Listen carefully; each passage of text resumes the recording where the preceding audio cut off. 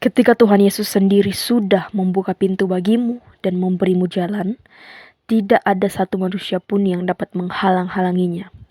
Tuhan Yesus bisa memakai siapapun dalam segala kondisi untuk menuntunmu sampai kepada mujizatnya.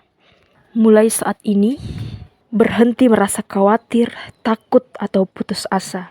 Karena asal Tuhan Yesus di pihak kita, maka segala sesuatu yang nampaknya mustahil akan sangat-sangat mungkin terjadi dalam hidup kita.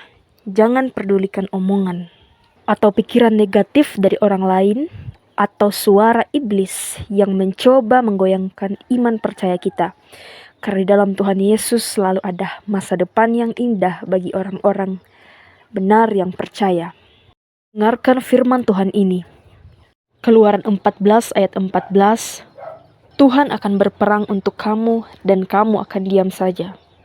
Trust Him. God bless you all.